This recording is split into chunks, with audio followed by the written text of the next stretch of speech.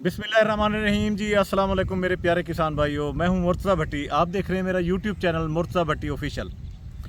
आज का जो प्रोग्राम है वो भी इंतहाई अहम प्रोग्राम है। मेरे ख्याल में वो दोस्त जिन्होंने पहले पिछली ये जो सीज़न था उसमें प्याज की फसल लगाई थी, इस बार वो काफ़ी खुश नहीं होंगे क्योंकि प्याज की फसल बहुत ज़्यादा काश्त हो गई थी। बहुत ज़्यादा काश्त होने की वजह से उसका जो रेट है वो नहीं बना था। अब जो हमारे किसान हैं वो परेशान है कि प्याज में हमारा कोई रेट नहीं बना, तो इस वजह से अब आगे हम प्याज काश्त ना करें। देखें, यही वो टाइम है आपको एक सही डिसीजन लेने का कि अगर अब प्याज उतनी पोजीशन में नहीं लगेगा, उतनी मिकदार में नहीं लगेगा जितना पिछली बार लगा था जब गर्मियों का प्याज लग रहा था। अब आना है सर्दियों का प्याज। देखिए, प्याज वो फसल है जो आप थोड़ी लगाएं या ज़्यादा लगाएं, खप तो उसने लाजमी जाना है क्योंकि ये हर घर की ज़रूरत है। यहाँ ज़्यादा काश्त होगा, पाकिस्तान की ज़रूरत पूरी कर लेगा तो गैर मुल्क भेज दिया जाएगा, तो यानी कि ये खर्च लाजमी हो जाता है। इसमें आप ये नहीं कह सकते कि प्याज हमारा जो है वो बच गया है या वो फ़रोख्त नहीं हो सका, ऐसा मुमकिन ही नहीं है। लेकिन मिकदार ज़्यादा होने और कम होने का जो वजह है उसमें सिर्फ यही रद्द-ओ-बदल या यही तब्दीली आती है कि रेट अगर ज़्यादा काश्त हो गया है तो रेट डाउन हो जाएगा, कम काश्त हुआ है तो रेट बहुत अप जाएगा। इस बार जो है बहुत से लोग जो हैं वो काश्त नहीं कर रहे। जब वो काश्त नहीं कर रहे तो आप यूँ समझ लें कि इसका जो रेट है वो इस बार अप होने वाला है। अगर रेट अप होने वाला है तो फिर आज की जो वीडियो है वो आपके लिए इंतहाई ज़रूरी है, क्योंकि आज मैं बात करूँगा प्याज की नर्सरी के ऊपर। देखें, जब गर्मियों का प्याज हम काश्त कर रहे होते हैं तो वो कोई मुश्किल नहीं है, उसकी नर्सरी लगाना कोई मुश्किल नहीं है, यानी पनीरी लगाना कोई मुश्किल नहीं है। सर्दियों में वो लगाई जाती है, आराम से हो जाती है, इसमें आपको कोई टेंशन नहीं होती क्योंकि सर्दियों में ना ज़्यादा उसको बीमारियां लगती हैं, ना उसकी जर्मिनेशन पे कोई ज़्यादा फ़र्क पड़ता है। हाँ, जब हम सर्दियों का प्याज काश्त करना होता है और गर्मियों में हम पनीरी लगाते हैं, वो एक बहुत मुश्किल मरला है। आज की जो वीडियो है वो इसी के मुतालिक है कि अगर आप गर्मियों का प्याज लगाएं तो उसकी पनीरी तैयार करने के लिए आप कौन सा तरीका अपनाएं कि आपकी जो पनीरी है वो ना जले, ना झुलसे, ना पीली हो और वो काश्त के लायक हो जाए। इसी पे आज का प्रोग्राम है। उम्मीद करता हूँ मेरे तमाम किसान भाई जिन्होंने प्याज चाहे काश्त करना है चाहे जिन्होंने नहीं करना, उनको एक इतनी अच्छी इन्फॉर्मेशन दूंगा कि वो आइंदा गर्मियों में भी अगर उसकी पनीरी लगाएंगे तो आप बेहतर तरीके से लगा पाएंगे। उस पर आप पनीरी बच जाएगी, यानी कि पनीरी आपकी कामयाब हो जाएगी, ना कि आप अक्सर दोस्तों की पिछले साल आप देख लें इसी मौसमों में, यानी ये अगस्त के आखिर में लगाई जाती है और सितंबर तक लगती है। ये पनीरी को अगर जब इस मौसम में लगाते हैं तो पिछले साल भी जिन दोस्तों ने इस मौसम को लगाई थी 90% लोग नाकाम हो गए थे। 90% आप ये देख लें। और पनीरी का रेट आपको पता है कितना अप हो गया था, और इस वजह से रेट चाहे अप था लेकिन लोगों ने लगाई और लगाने के बाद आपके सामने सारी सूरत हाल है। तो अब जो है उसको कामयाब करने के लिए आज की जो ये वीडियो है सब किसानों के लिए इंतहाई अहम है। बगैर स्किप कीजिए ये सारी वीडियो मेरी देखिएगा। आगे बढ़ता हूँ और आपको ये सारी तफसील बताता हूँ कि पनीरी लगानी कैसे चाहिए, कब लगानी चाहिए, बीज कितना चाहिए होता है, पनीरी के लिए ज़मीन कैसे तैयार की जाती है, उसको पानी कैसे लगाया जाता है, उसको खाद कौन सी दी जाती है, उसमें स्प्रे कौन सी की जाती है, तमाम तर इंशाल्लाह गुफ्तगू करेंगे। तो आगे बढ़ते हैं और आपको ये सारी तफसील बताता हूँ। जी तो किसान भाइयों, अब नर्सरी को काश्त करने के लिए यानी कि प्याज की पनीरी बनाने के लिए अब हमें सबसे पहले जिस चीज़ का ख्याल रखना है वो ये है कि ज़मीन कितनी और कैसी ज़मीन हमें तैयार करनी है। सबसे पहले कि ज़मीन कैसी हो, किस जगह पर हो, किस तरह की ज़मीन हो। फिर उसके बाद अगर आपने छोटे पैमाने पर करनी है, यानी कि अपने 1 एकड़ 2 एकड़ 3 एकड़ के लिए आपने अपनी पनीरी लगानी है, यानी अपनी नर्सरी बनानी है, तो फिर आपको कोई सायादार जगह जहाँ पर दरख्त भी हों, दिन को अगर उस पर कुछ रोशनी पड़े, धूप पड़े तो शाम के वक्त उस पर ज़रा कम हो जाए, टेम्परेचर उस पर कम हो जाए, इस तरह की ज़मीन आपने ढूंढनी है। अब इसमें अगर आपने बड़े पैमाने पर लगानी है तो फिर बड़े पैमाने पर लगाने के लिए मुख्तलिफ़ चीज़ें इस्तेमाल होती है। जैसे ज़मीन को तैयारी करके जब जिस वक्त बोते हैं तो उसके ऊपर कोई अखबार रख देता है, कोई इसके ऊपर मेल्चिंग कर देता है, कोई इसके ऊपर जो अब नया तरीका है कि वो डंडियाँ सोटियाँ जो होती हैं वो लगा के फिर उसके ऊपर ये जिस तरह ग्रीन कपड़ा होता है या उससे पूरा कवर कर दिया जाता है, या पॉलीथीन से कवर कर दिया जाता है, या जो टिशू होता है होता है उससे कवर कर दिया जाता है, या फिर इसको ये जो गट्टू होते हैं पुराने गट्टुओं को फाड़ के उसको बना के उससे कवर कर दिया जाता है। तो ये 3-4 तरीक़ों से आपने गर्मियों की अगर आपने पनीरी लगानी है तो फिर उसको कवर आपने देना है, इतना देना है कि जिस वक्त सख्त धूप होती है तो उस वक्त आपने इसको धूप से बचाना है।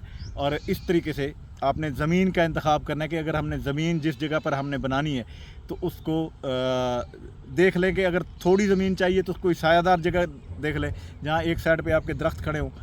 मसलन इस तरफ आपके मशरिक़ की तरफ दरख्त हैं तो मगरिब की तरफ लगाएंगे तो धूप वो ज़्यादा उस पर असरअंदाज नहीं होगी, या आपके मगरिब की तरफ दरख्त है तो मशरिक़ की तरफ आप लगाएंगे तो उस पर शाम की धूप नहीं पड़ेगी, उसमें सुबह की धूप नहीं पड़ेगी।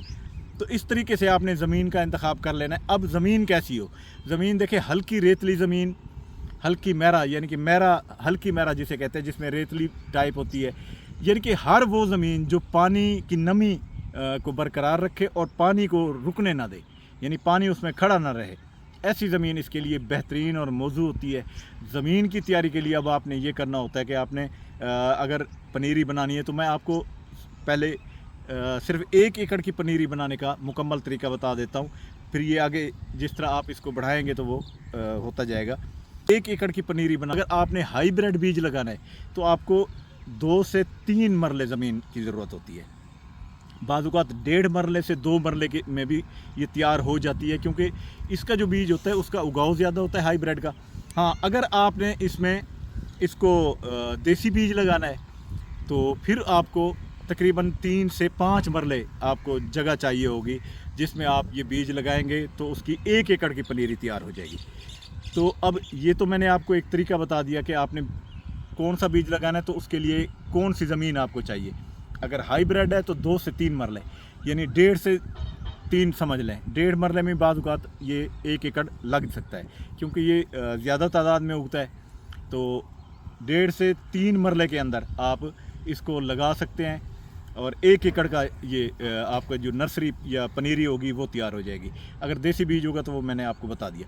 अच्छा, अब इसकी ज़मीन की जो तैयारी है वो उस पर ज़रा गौर करें कि ज़मीन को 2-3 हल लगाने हैं, उसके अंदर आपने गोबर जो है वो इसमें मिक्स कर देनी है ब्रीक करके, ऐसे मोटी मोटी डाल देनी, ब्रीक करके वो डाल देनी है अच्छे तरीके से करके। अगर आपने बेडों पे लगाना है तो फिर आपने इसका तकरीबन कोई 4 से 5 फुट चौड़ा बेड बनाना है, जिसकी ऊंचाई कम से कम जो है वो 2.5 से 3 या 4 इंच तक उसकी ऊंचाई हो, जहाँ पानी चलता है उससे ऊंचाई उसकी होनी चाहिए।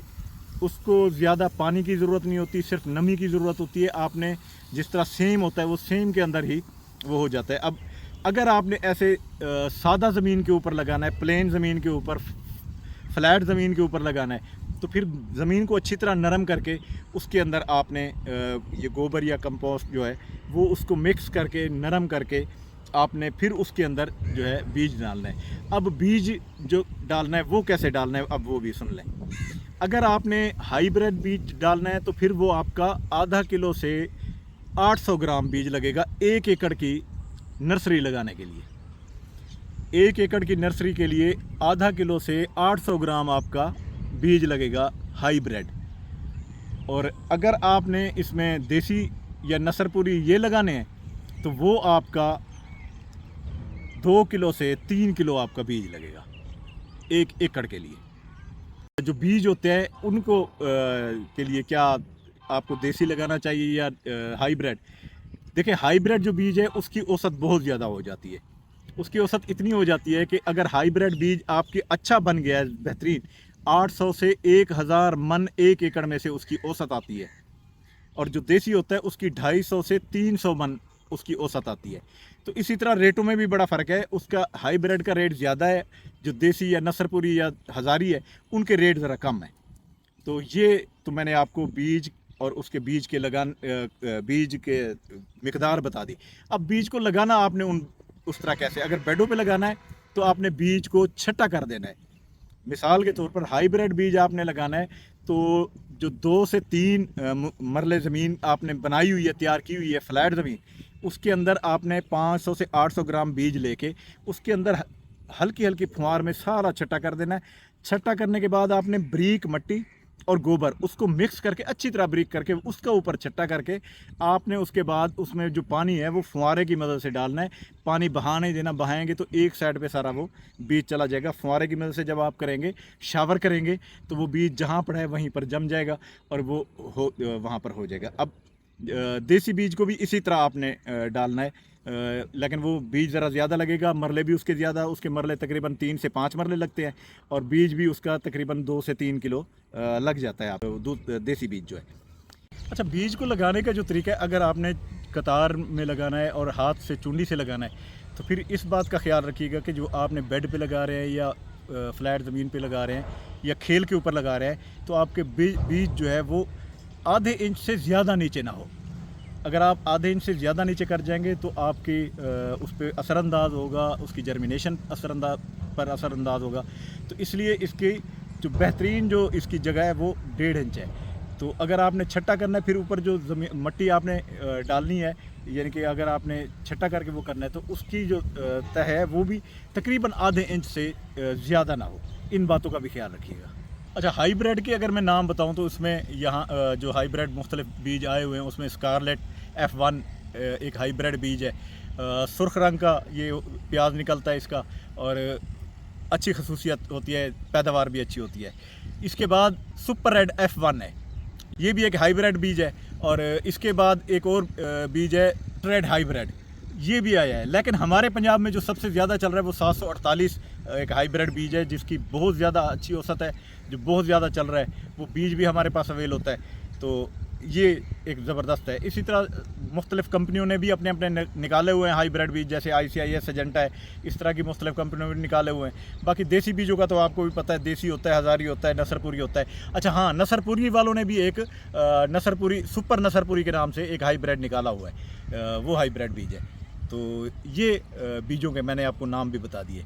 अच्छा, अगर आप जिस वक्त आपने ज़मीन तैयार करनी है तो इसमें एक मरले के अंदर 1 किलो राख जो है वो भी आपने डाल देनी है। राख के बहुत सारे फ़ायदे हैं। एक तो ये ज़मीन को नरम रखती है ज़मीन, दूसरा ये इसको किसी किस्म के कीड़े से भी इसको बचाव में काफ़ी सारा इसका अमल दखल होता है। तो राख जो होती है, राख आपने कोयले वाली नहीं डालनी, दूसरी नहीं डालनी, सिर्फ लकड़ी की राख हो या जो घास फूस की राख होती है वो आपने बना के वो आपने डालनी है, लेकिन ब्रीक बिल्कुल करके छन्नी हुई राख डालनी है। आपने ऐसी राख नहीं डालनी जो इसमें ज़्यादा जिसके अंदर मोटे ढेले इस तरह की ना हो। के बाद 7 से 10 दिन के अंदर अंदर नन्हे नन्हे पौधे निकल आएंगे आपके। जब आपके पौधे निकल आएँ तो फिर आपने उसको एक तो ख़ास तौर पर यह ख्याल रखना है, आपने ना ज़्यादा पानी लगाना है ना कम पानी लगाना है। ज़्यादा पानी लगाएंगे तब भी सड़ जाएगी, कम पानी लगाएंगे तब भी आपकी पनीरी सड़ जाएगी। तो इसलिए ना ज़्यादा लगाना है ना कम, एक नॉर्मल उसको नमी और सेम देने के लिए जो पानी मुनासिब लगता है आपने वो लगाना है। जब ये 7 से 10 दिन की हो जाए तो फिर आपने 1 किलो राख फिर इसके अंदर आपने दोबारा इसमें छिड़क देनी है, बिल्कुल ब्रिक करके। अगर ज़्यादा नमी हो तो फंगस से बचाव के लिए इसके अंदर कॉपर ऑक्सीक्लोराइड का जो एक स्प्रे है वो आप कर दें। कॉपर ऑक्सीक्लोराइड का जो स्प्रे है वो फंगस से आपकी इसको बचा देगा। 15 से 20 दिन के अंदर इसके जो पनीरी के पत्ते हैं वो 2 से 3 इंच के हो जाते हैं। जब ये 15 से 20 दिन की हो जाए तो तब आपने इसके अंदर यूरिया की जो खाद है वो 10 से 15 ग्राम, किलोग्राम नहीं भूल मत जाइएगा, 10 से 15 ग्राम पानी में हल करके इसको स्प्रे करना है आपने। इसके अंदर स्प्रे करेंगे तो इसकी एक तो ग्रोथ अच्छी हो जाएगी, जड़ें मजबूत हो जाएंगी, ये स्प्रे कर देनी है आपने। और इसके ऊपर 1 किलो राख दोबारा भी आप हल्की सी छिड़क दें, एक मरले की मैं बता रहा हूँ, बारीक करके राख भी छिड़क दें। जिस वक्त आपकी जो पनीरी है वो 25 से 30 दिन की हो जाए तो उस वक्त वो कुछ बड़ी भी हो जाती है, तो उस वक्त आपने क्या करना है कि 10 से 15 ग्राम या DAP खाद या नेट्रोफास आपने फिर पानी के अंदर हल करके उसके पत्तों के ऊपर स्प्रे कर देना है। 10 से 15 ग्राम, इससे ज़्यादा मत कीजिएगा, फी मरला बता रहा हूँ। अगर आपके एक मरले के हिसाब से 10 से 15 ग्राम आपने ये इसको स्प्रे पत्तों के ऊपर कर देना है। अगर इसके ऊपर थ्रिप्स या मिलीबग नज़र आए तो फिर आपने इमिडाक्लोप्रिड का एक हल्का सा स्प्रे आपने कर देना है। 40 से 45 दिन के अंदर जो आपकी पनीरी है वो तकरीबन 5 से 6 इंच की हो जाएगी। अब उसकी मजबूती के लिए आपने उसमें पोटाशियम सल्फेट का जो स्प्रे है वो 10 से 12 ग्राम फी मरला के हिसाब से कर देंगे तो उसकी जड़ें मजबूत हो जाएंगी और आपका पौधा बेहतरीन नशोनुमा कर जाएगा। और अगर ज़रूरत पड़े तो इसके अंदर हल्की सी आप राख भी डाल सकते हैं। 45 से 60 दिन के दरमियान, यानी 45 दिन के बाद यानी 50 से 60 दिन के दरमियान ये इसकी मुंतकली का वक्त आ जाता है। यानी कि अगर आपने छोटी काश्त करनी है तो आप 40 से 45 दिन के अंदर भी आप इसको शिफ्ट कर सकते हैं खेत के अंदर, वरना 50 से 60 दिन के अंदर ये मुकम्मल तैयार हो जाती है। उस वक्त आपने इसको मुंतकिल करना है खेत के अंदर। जिस वक्त आपने इसको मुंतकिल करना हो खेत के अंदर, तो उससे पहले आप एक दिन पहले आप इसको हल्का सा पानी लगा दें ताकि इसकी जड़ें जो हैं वो नीचे नरम हो जाएं, आपको इसको निकालने में आसानी हो, क्योंकि जड़ों समेत इसको निकालना होता है। तो इस चीज़ का भी आप ख्याल रखेंगे। जी तो किसान भाइयों, उम्मीद करता हूँ आज आपको पनीरी लगाने का सही तरीक़ाकार और बीज की मिकदार, बीज को लगाने का तरीका, खाद, स्प्रे, हर चीज़ मैंने A to Z मैंने आपको इसमें सारी बता दी है। उम्मीद करता हूँ कि आपको ये आज की वीडियो बहुत अच्छी लगी होगी। अगर बहुत अच्छी लगी है तो मेरी ये रिक्वेस्ट है कि आप मेरे चैनल को सब्सक्राइब कर लें, बेल आइकन के बटन को दबा दें ताकि मेरे आने वाली तमाम वीडियोज़ अब तक आ सकें। तो अब इसी दुआ के साथ आपसे इजाज़त चाहूँगा कि अल्लाह ताला हमेशा आपको खुश रखे, अल्लाह ताला आपके माल, जान और रिज़्क़ में इजाफ़ा करे। मुझे दें इजाज़त। अल्लाह हाफ़िज़। अल्लाह निगहबान।